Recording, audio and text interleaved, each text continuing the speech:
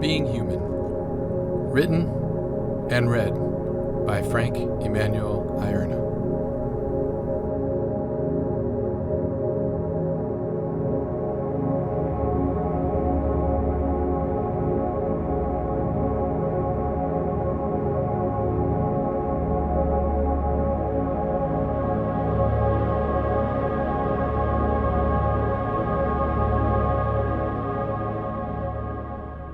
Chapter 3.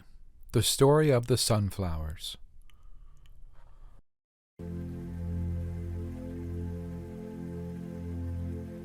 Four sunflower seeds exist with the same incredible amount of potential, but very little purpose, until the magical moment when their shells are graced with the great power of life that comes from water.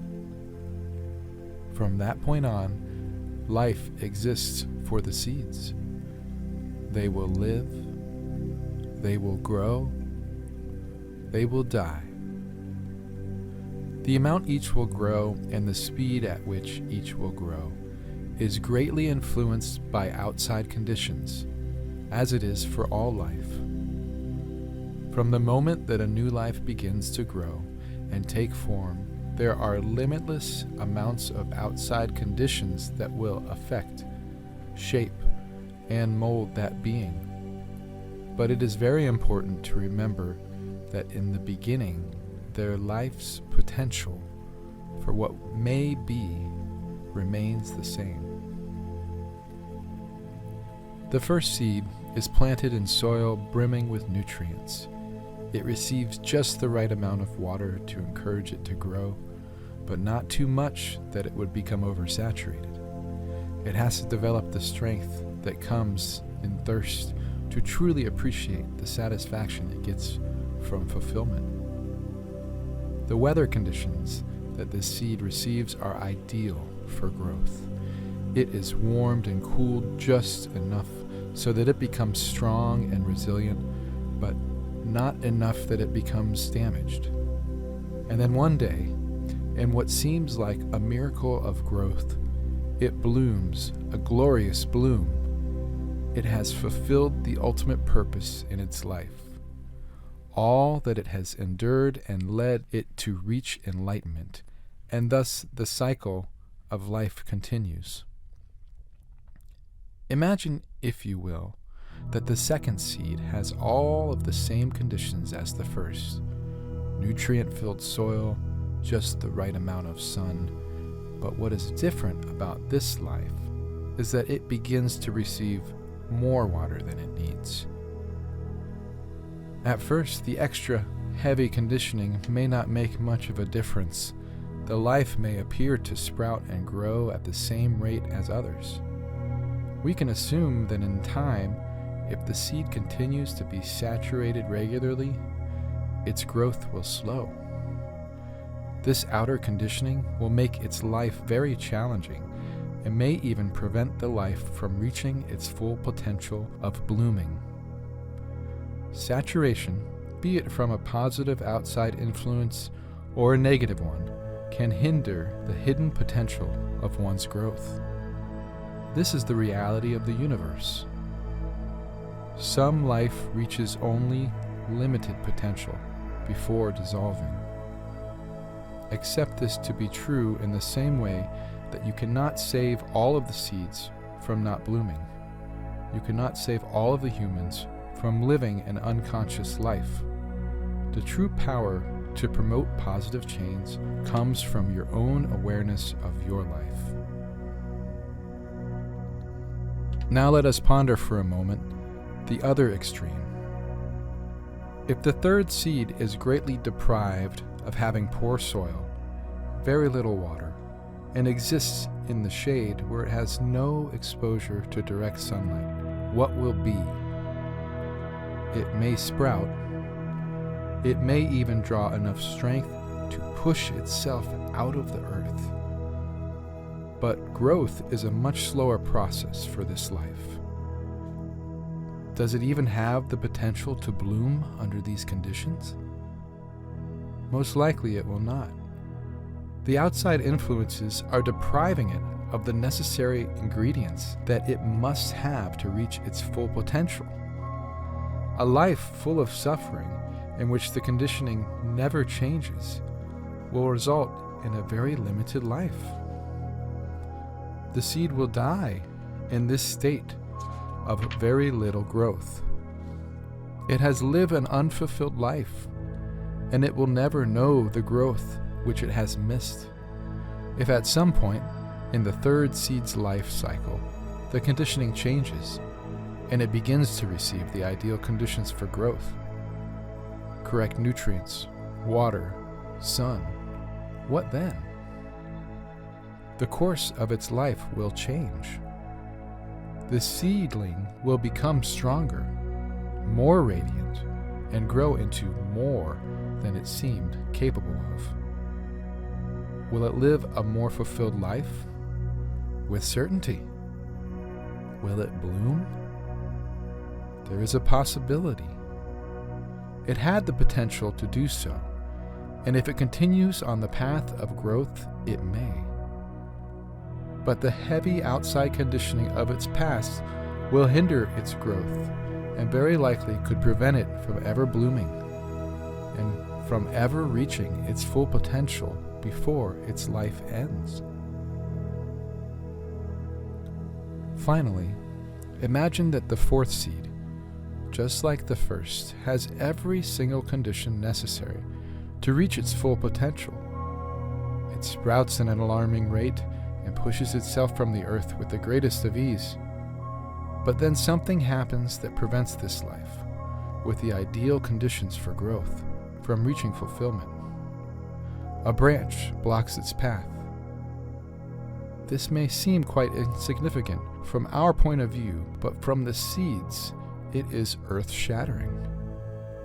An unavoidable outside condition occurs, an interference so incredibly influential that it will significantly alter the potential and entire life cycle of this plant. Unlike the sunflower, which has no choice in its conditioning and must make do, taking only what it receives where it is planted, we have an amazing opportunity to change the majority of our outer conditioning with thought. By deciding with logic which outer influences in your life will influence you physically and mentally, you are changing your conditioning. We have the incredible blessing to live lives that are full of meaning, purpose, and fruitful moments, as do other animals in the wild. But we are not in the wild.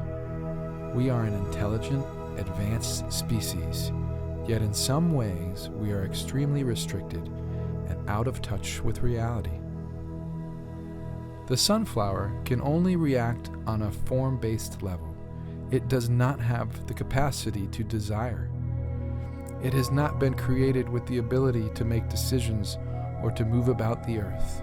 It simply receives what it is given and produces a form based on what it was given. Our species, on the other hand, fulfill our life's purpose on a much deeper, more complex level. Many times the fulfillment we seek is quite delusional because we spend so much of our lives trying to complete ourselves with outer forms or concepts: car, house, husband, wife, wealth, freedom from debt. Our minds are both a blessing and a curse, in that they allow us to take in and process so much information, experiences, feelings, memories. Yet, there is a part of our minds that is desensitized to the most brilliant beauty of the world and incapable of living in the most meaningful existence. Live a life that is less driven by desire. You will never find lasting happiness in material things. A life that is free from desiring the illusion of fulfillment in forms is a fruitful life that will allow one to achieve the highest potential possible. The sunflower never expects to receive a certain type or amount of food. If it does not receive nourishment, it accepts becoming weak. If it receives, it shows gratitude through growth.